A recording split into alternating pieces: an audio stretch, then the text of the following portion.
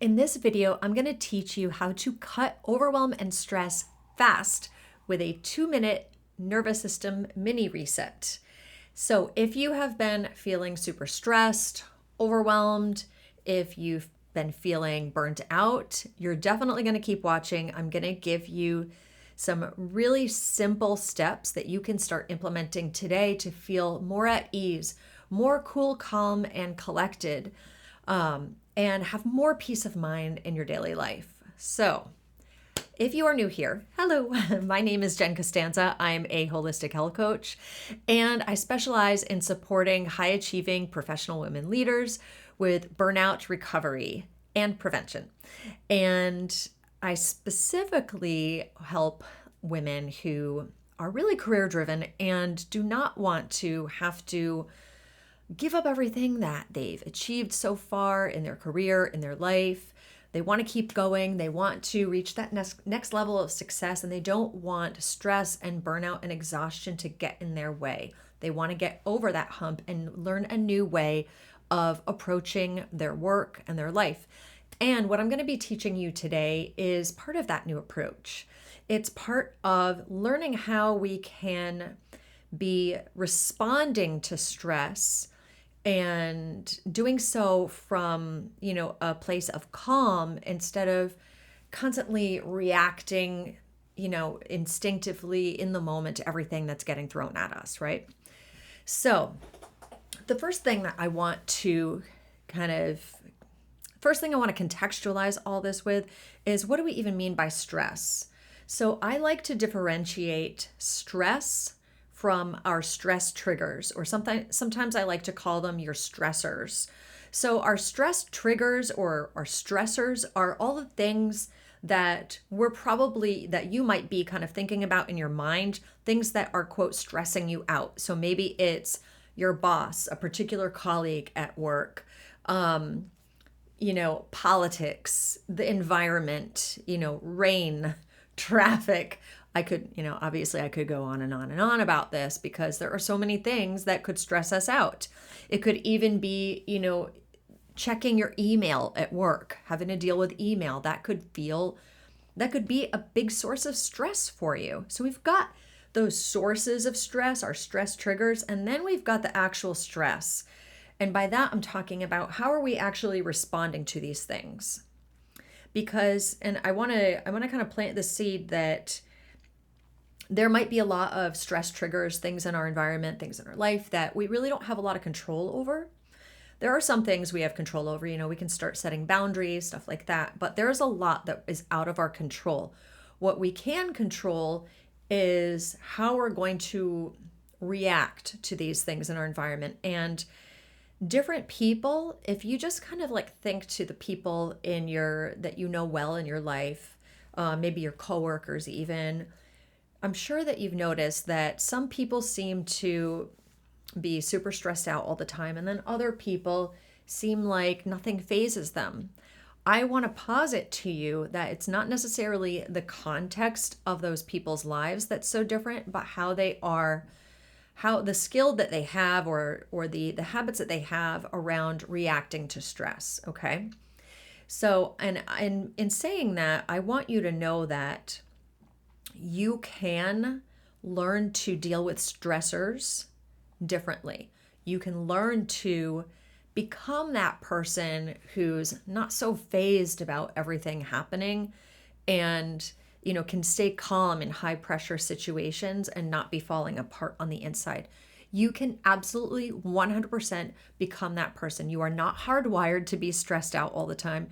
You're not hardwired to be anxious all the time. We can learn different. I used to think that I was broken, that I was just a stressful person, that I was just anxious all the time.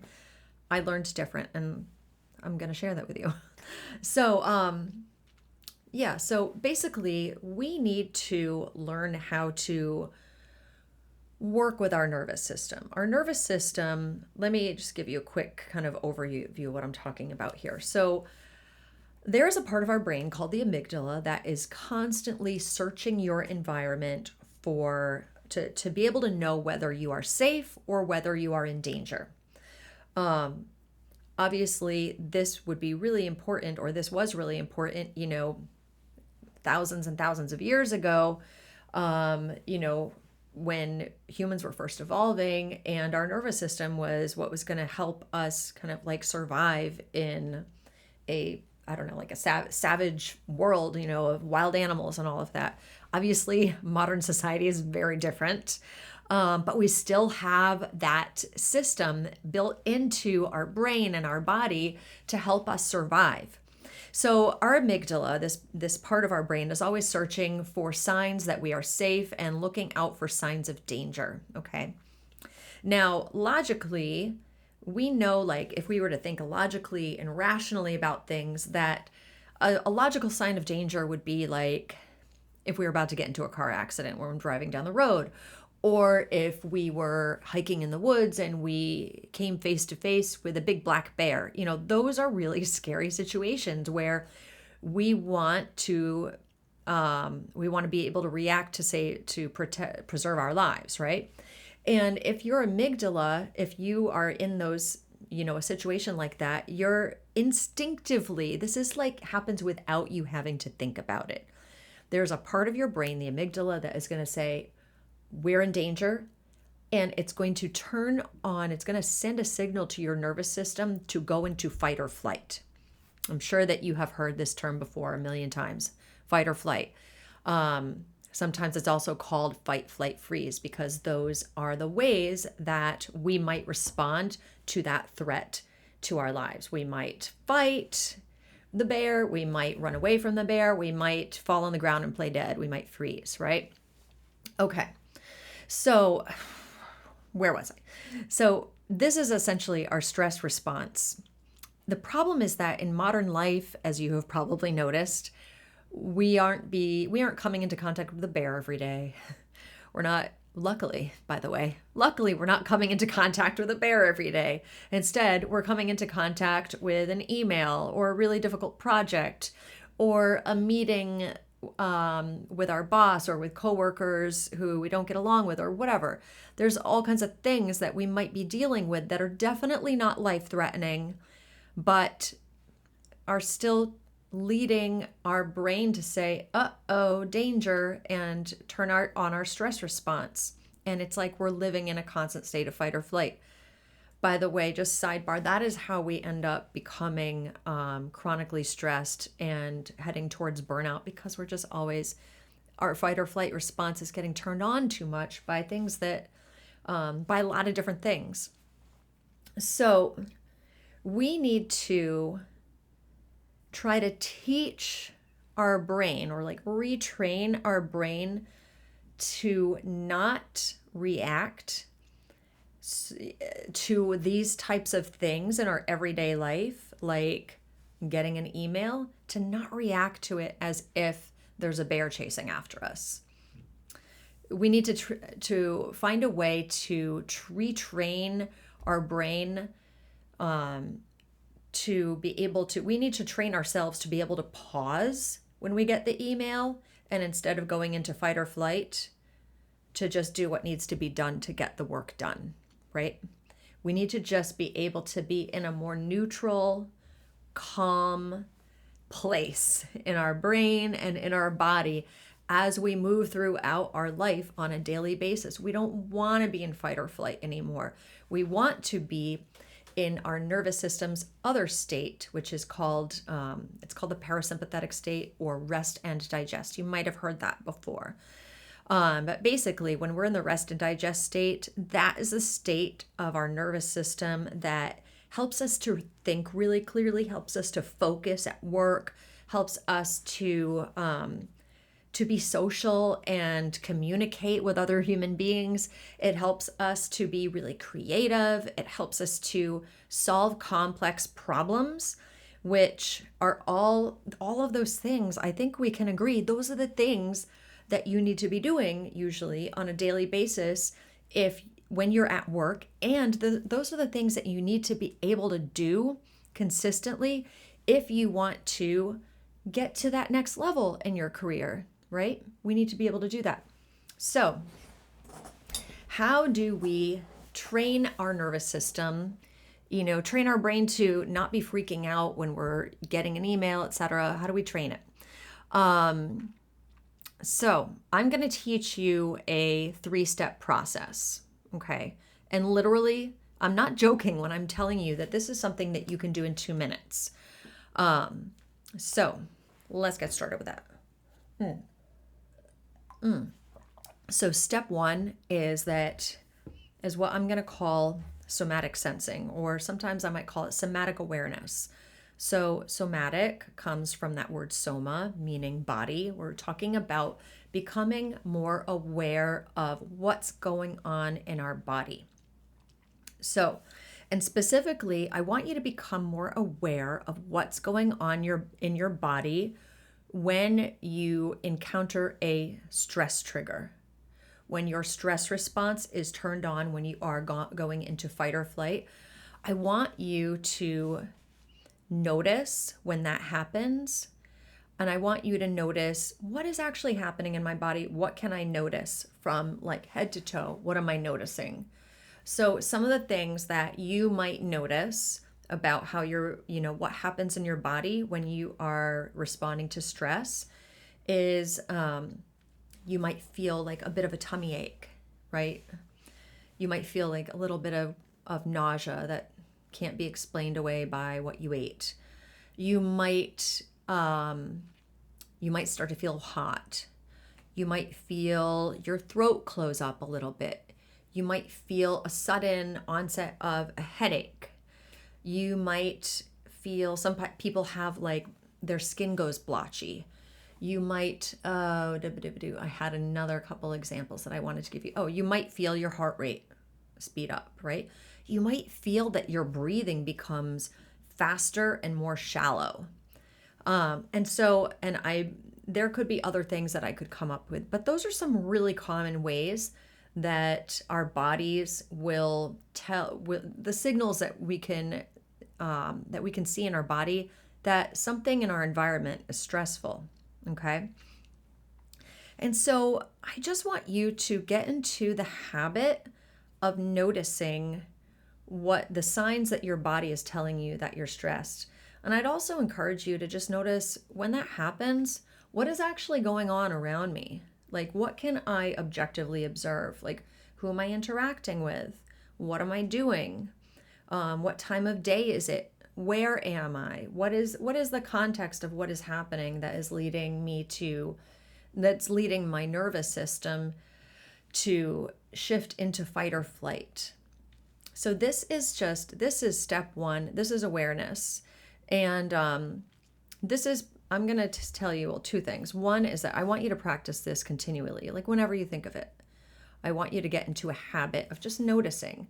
And the reason is that if we want to be able to get into a more calm state and to reset our nervous system to get out of fight or flight, we have to be able to catch it as soon as it's happening.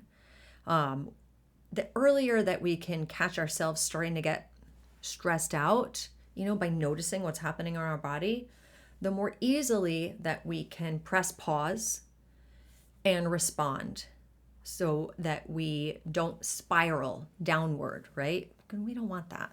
We don't want to spiral downward into anxiety. We just want to be able to stop things and stop ourselves in our tracks before that happens. I've found from my personal experience in my life and also working with clients that when you've been chronically stressed out for a long time, and I'm talking about, if you've gotten to a point of burnout, it's probably not something new in your life. It's probably been something that's been going on for months, sometimes years. Most of us, when we get to that point, we are really disconnected from our bodies. We are living in our heads. We are living, and when I'm saying we're living in our heads, it's like we are living through the stories that we're telling ourselves about what is happening in our environment, what's happening in our life. And oftentimes those stories, they're extremely biased.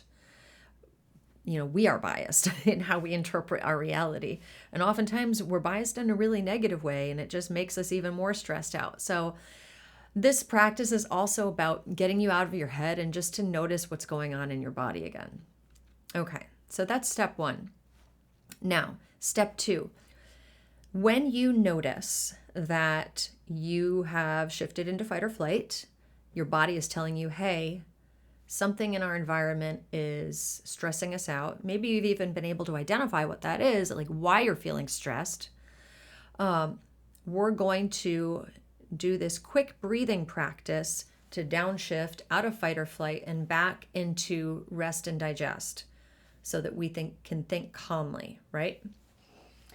And so I'm going to teach you 2 ways that you can use your breath to downshift out of fight or flight. And either way, you can experiment with both of them. You can see what you like better. Either way can work. So the first one is called box breathing. Sometimes this is also called square breathing. And essentially what you're going to be doing is that you're going to visualize a square in your mind, right?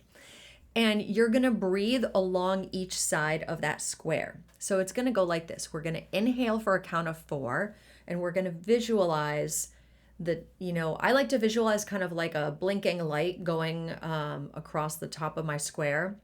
And then I'm going to hold my breath full, like my lungs full, for a count of 4 as I visualize that light going down the side of the square.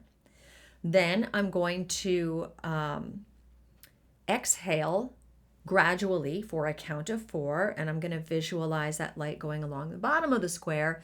And then I'm going to hold my lungs empty, hold empty for a count of 4, visualizing the light going up the other side of the square.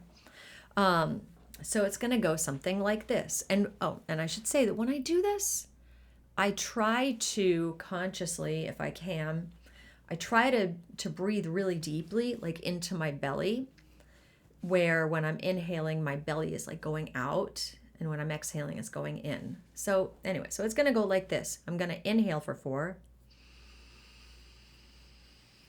hold 4, exhale for 4, hold empty for 4. Now you can do that. You can do that. You can do a few rounds of that until you just feel a little more calm. And I'm going to tell you, I already feel a little more calm just from doing that 1 round of box breathing.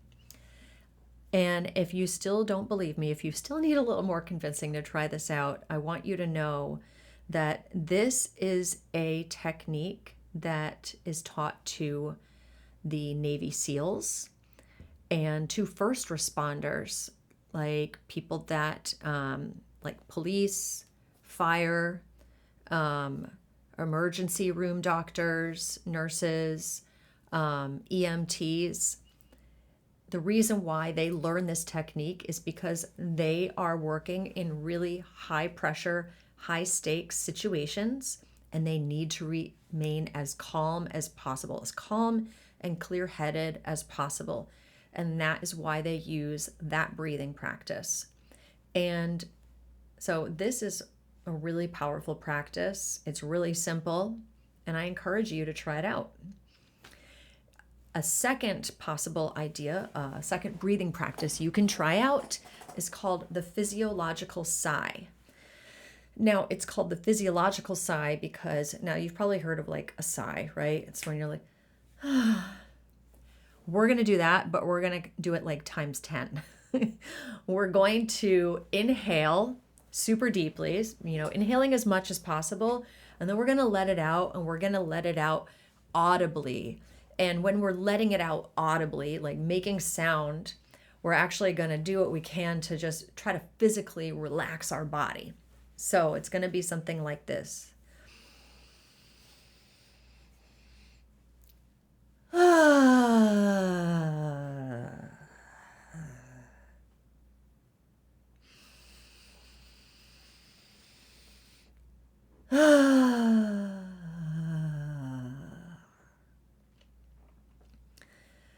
Both of these breathing techniques that I have just taught you, the box breathing and the physiological sigh, they have one thing in common. And that is that they are slowing down your breath, and they are, in some shape or form, getting you to extend the length of your exhale.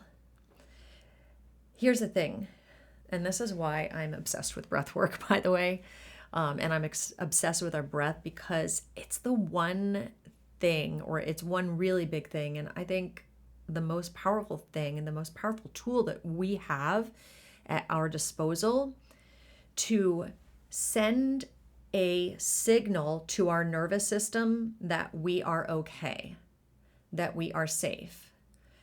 Because if we were really in a dangerous situation, like running away from a bear, we probably wouldn't be extending our exhales like that, right? We might not be breathing very deeply. We would just be running, right? When we are extending our exhales as long as possible like that, when we're breathing really deeply, it's telling our nervous system we're okay. There's no need to panic. And it will immediately help you to feel more relaxed in your body. It'll bring down your heart rate. And it will also help you to feel more relaxed in your mind because you're going to be downshifting into rest and digest. Okay? So, step one is you get really good at identifying immediately when you are starting to get stressed out by really getting to know your body better and your body's response to stress. Step two is that you pause and you do one of these breathing resets to shift your body into rest and digest. And you can do that, you could do that for, I would say, you could do it for 1 minute. You can do as many breaths or rounds of breathing as it takes till you really feel more calm. And for most of you, it probably won't take that many. That's why I called this a 2-minute reset, because it really doesn't take that long. Now, the third thing that I'm going to recommend you do is kind of like a mindset reframe. I want you to tell yourself a new story about what's happening. So, I think the whole point here is that for the most part, you are probably going to be using this to feel calm in situations where you rationally probably think, oh, I should be calm. I wish that I could be calm in those situations. It's not a life-threatening situation, right? So how can you kind of give yourself like a mindset reset as well as a nervous system reset? What can you tell yourself looking at the situation that you got stressed out about and that you are, trying to address more from a more calm space? What story can you tell yourself? How can you frame this different for yourself in your mind? And so, for example, usually, so let's say that, trying to think of a couple good examples. So one example, let's say that you are,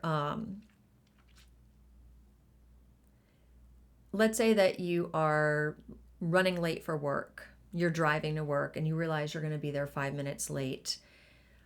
That is a fact, right? The fact is that, let's say we can agree that on the fact of the situation being you're going to be 5 minutes late. You're getting stressed out because you're telling yourself a story about what that means, about what might happen, about what that means about you, about how worthy you are, about how good you are, about how hard of a worker you are, whatever story that you're telling yourself about what might happen or what it means about you.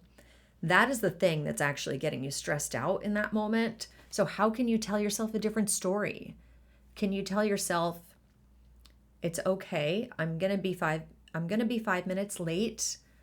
I can't control that. I'm going to be okay. I'm still a hard worker. I can still get the work done. I feel like this might be a bad example, but you can think of your own examples, And another example I was thinking about is, so sometimes we get really triggered by something that somebody said to us. Um, and usually whatever somebody said to us that kind of like set us off, honestly, usually it's about them more than it is about us. But if you're getting stressed out about something that somebody said to you really offhandedly, you might be telling yourself a story about what they think of you, or what they're about them judging you, or what you're thinking about, what that means about you and how good of a person you are. How could you reframe this in your mind? Like, tell yourself a different story about that. Could the story be, gee, that person, she's having a really bad day. It has nothing to do with me. Could that just be the story? Right? So, this is something that I work on with my private clients, because there's just so many stories that we could be telling ourselves.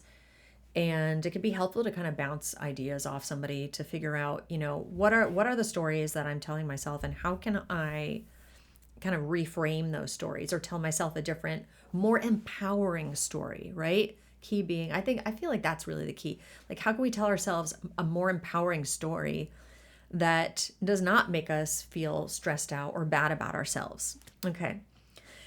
So it's hard for me to give any more kind of like really specific examples, because only you know the stories in your mind. Only you really ultimately have the ability to extract those.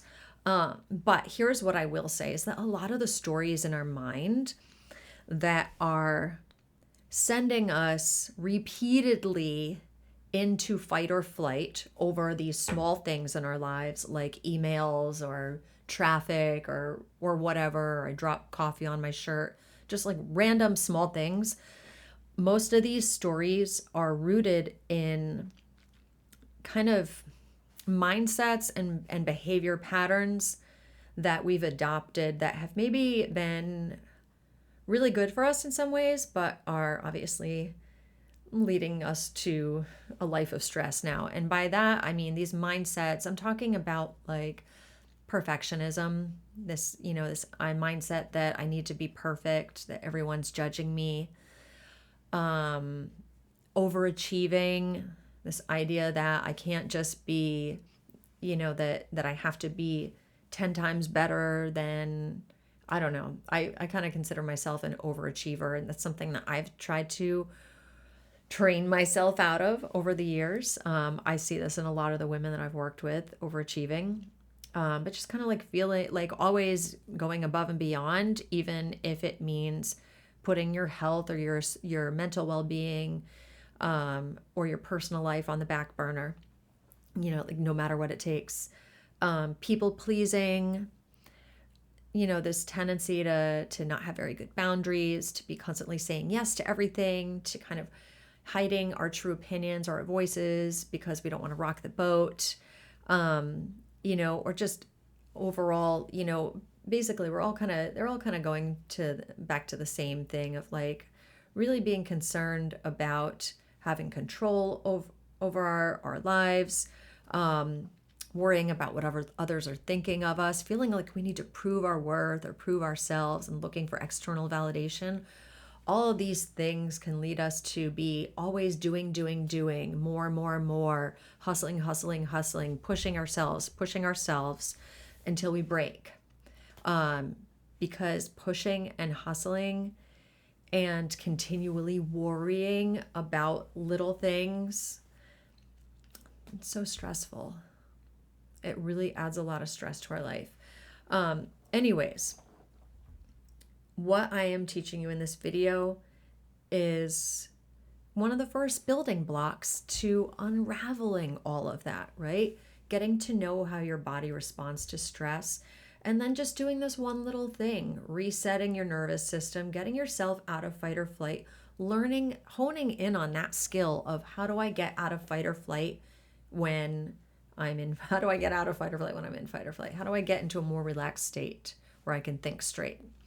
This is literally a superpower. If you can learn this, if you can develop this ability to be able to pause and respond to stress or to your stressors with rational thinking rather than just being, reacting to everything thrown your way. I think it's really cool, and I think it's something that you can start doing today, and that literally can change your life, especially if you practice it on a regular basis and you get into that habit. It's going to change how you experience life, even if nothing else in your life changes, even if your job doesn't change, or relationship, whatever. It's going to put you on the right path, right? And that's what we want. I'm going to give you one other kind of like bonus tip here. So there's using these breathing practices, like the box breathing, using them in the moment is great, and it's so important.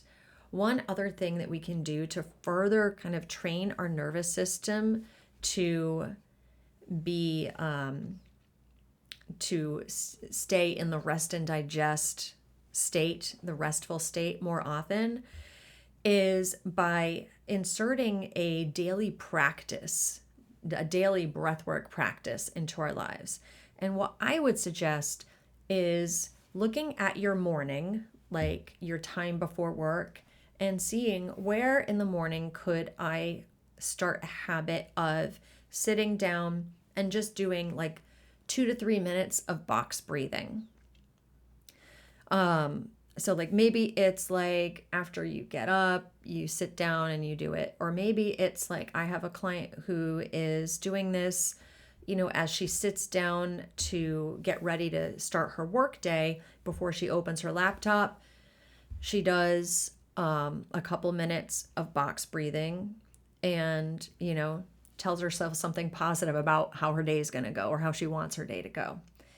And that would be something that I would recommend to you. And I definitely recommend doing it in the morning, because what we do in the morning really sets the foundation for the rest of our day. And so why not start out the morning, on a positive note like that? Just with, if 2 minutes or 3 minutes sounds too much, just try 1 minute. Try 1 minute of breathing. I promise you, with time, it'll make a difference. It'll make a big difference. So, like I said, these 3 things that I've shared with you today. These are kind of building blocks. If you would like some support in implementing this in your life and in building on it so that you can become resilient to stress, so that you can banish burnout and really get to a place where you are feeling lots of energy, where you're feeling that peace of mind, that ease that you're desiring, where you have more balance in your life, and where you're also able to reach that next level of success in your career and in your life, whatever that means to you, then I am here to help you. This is what I work on with my clients in my one-on-one coaching program, Thrive. So to hear more or to learn more about that, you'll see in the video description below, you can shoot me an email, you can book a free burnout breakthrough assessment, and that's basically a free call where we will get on Zoom together. We'll talk about what's going on in your life, with your situation right now. We'll investigate what might be the root causes of your particular burnout experience, and we'll map out an action plan.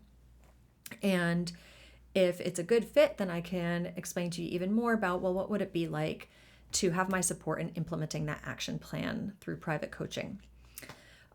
So you can find all of that below. I hope that this video was helpful. And if it was, please give it a like, thumbs up, hit subscribe. That really helps me to reach more people. And that's all for now. I'll see you in the next video. Bye.